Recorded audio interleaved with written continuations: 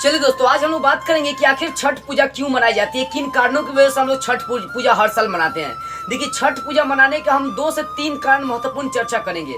हालांकि हम लोग के पुराणों और ग्रंथों में बहुत सारा चर्चा इसका किया गया है, लेकिन बहुत सारा कारण नहीं, हम लोग 3 ही कारण चर्चा करेंगे कि इन 3 कारणों से मैं साबित करूंगा कि छठ पूजा क्यों मनाई जाती है। सबसे इसका रोचक कहानी है राजा प्रियव्रत का और रानी मलानी का। ये सबसे फेमस कहानी है। देखो, राजा प्रियव्रत का क्या था कि एक भी संतान नहीं हो रहा था। तब इनको क्या किया, एक साधु ने आदेश दिया कि तुम यज्ञ करो, तुम्हें संतान की प्राप्ति हो जाएगी। तो उसके दौरान क्या हुआ कि राजा प्रियव्रत को एक संतान पैदा होता है, लेकिन वो मरा हुआ संतान पैदा होता है। तो राजा प्रियव्रत जब उस अपने मरे हुए संतान को दफनाने जाते हैं तो भी सोच लेते हैं कि इसके संग हम भी मर जाएंगे। तब तक वहां पे एक देवी पैदा होता है, देवी प्रकट होती है, इसका नाम रहता है देवकन्या। उस देवी का नाम क्या रहता है, देवकन्या। वो देवकन्या कहती है कि काम करो राजन, तुम यदि मेरा पूजा मन तन से करोगे ना तो तुम्हें संतान की प्राप्ति जरूर हो जाएगी। और वो कहती है कि मैं ब्रह्मा की छठी संतान हूँ, मतलब छठी, इस प्रकृति इस पृथ्वी के छठे अंश में क्या हुआ हूँ, जन्म लिया हूँ। इसी कारण से लोग मुझे षष्ठी भी कहते हैं। मतलब जो छठ पूजा हम लोग मनाते हैं वो षष्ठी देवी के नाम पर हम लोग मनाते हैं।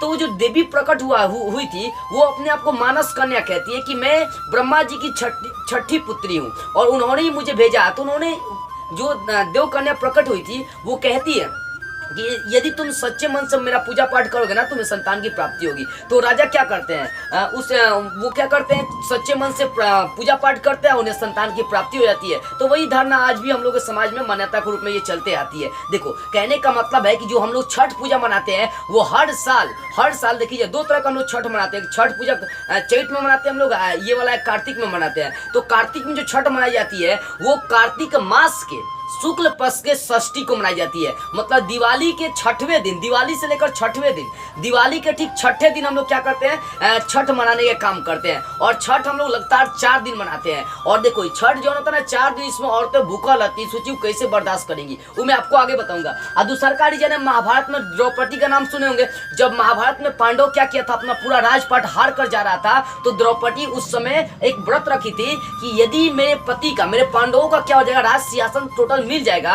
तो मैं क्या करूंगा, सूर्य भगवान का पूजा पाठ करूंगा। ठीक है ना, द्रौपदी ऐसा व्रत रखी थी। तो जब पांचों पांडवों क्या होगा, तो उनका सिंहासन मिल गया, राजा पाठ मिल गया, तो द्रौपदी क्या करी, इसका व्रत क्या होगा, पूरा हो गया, सूर्य भगवान को लेकर ये जो मन्नत रखी थी पूरा हो गया। तो ये धारणा भी चलती है कि द्रौपदी के रीजन से भी हम लोग क्या करते हैं, छठ पूजा मनाते हैं। और तीसरा का रीजन चलता है रामायण से।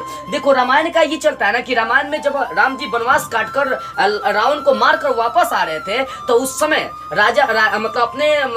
अपना राम जी जो थे ना, अपना राज सिंहासन ग्रहण करने से पहले राम जी और सीता जी ने क्या किया, वहाँ की जो नदी थी फेमस, उस नदी में जाते हैं, स्नान करते हैं, सूर्य भगवान का पूजा करते हैं। तो वहाँ का आदिवासी लोग क्या करते हैं, सूर्य भगवान को पूजा पाठ मानकर करने लगे और यही आगे चलकर छठ पूजा के रूप में उभरने लगा।